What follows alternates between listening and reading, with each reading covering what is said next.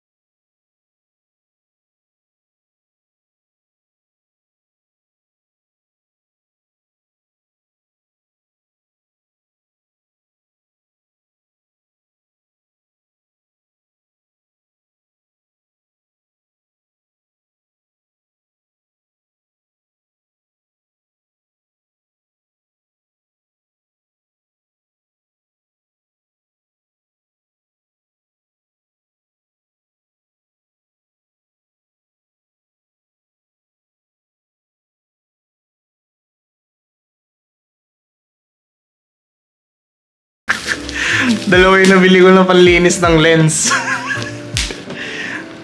So, tingnan na natin kung may tatabi natin. Pero okay lang, di ba? At least may extra tayo. Ayan muna. So, ito ay panglinis ng lens. Yan. So, ito pang buga. And ito brush. And ito ay pamunas. Pero sa tingin ko hindi. Sana good quality to. Pero hindi yan ang focus ng video na ito ngayon.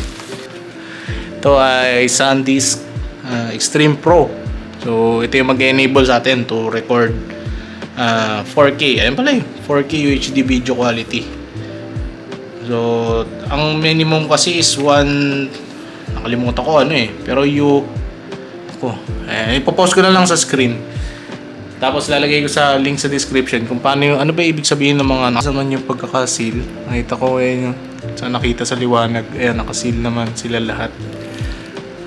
Yan. Ayan, tapos nakasulat dito 2-year warranty. Ayos ha, may file recovery sila na software na libre kasama nitong card. Dito natin siya buksan kung saan may ano. Pero meron na siyang konti puti dito sa dulo eh. May konti ng puti dito. So, or talagang ayan, nakita nyo, binubuksan ko siya simula umpisa. Tunog naman eh.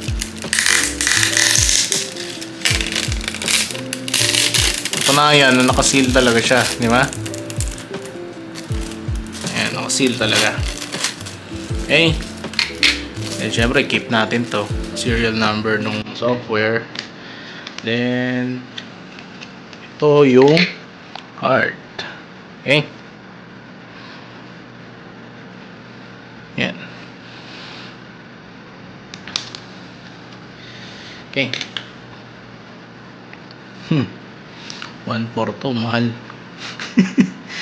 Tapos hindi siya micro SD. May pang camera talaga siya. And then nakasulat sa likod ay made in China. Yan. So yan na yun. So next video na lang mag-try natin tayo mag-record ng 4K. Kung napansin nyo sobrang linaw ng susunod nating video, ginamit na natin to. Dito na yung video kung paano natin kakabit yan. So dito yung camera natin. Sony ZV-E10. Okay? Yan. Kabit natin yan. Okay. Paano ikabit? Ito yung card natin kanina. Lagyan natin yung battery. Actually, first time ko tatanggalin to eh. First time ko tatanggalin yung SD card. Saan nakaharap yung SD card? Ano nga ba malalaman? Tama yung ginagawa. Ayun, nakasulat dito kung paano. Ayun. Ayun yung match. So, gayahin mo yun. Yan. Ayan. So, di pa tapos yung video natin. So, kaya nakakatawa, no? Nag-unboxing ako ng SanDisk na SD card. Pero ang reason kung bakit ko ginawa itong unboxing na to is to practice yung kung paano mag-record dito sa camera. So kung nakaabot kayo dito sa part na to ng video, maraming salamat. And please mag-comment kayo sa baba na nakaabot kayo dito. Ano ba maganda? Comment nyo down below SanDisk Pro, di ba? Para malaman natin na umabot kayo dito sa part ng video na to. So maraming salamat guys. So yun ulit. Like and subscribe. Ingat kayo. Maraming salamat.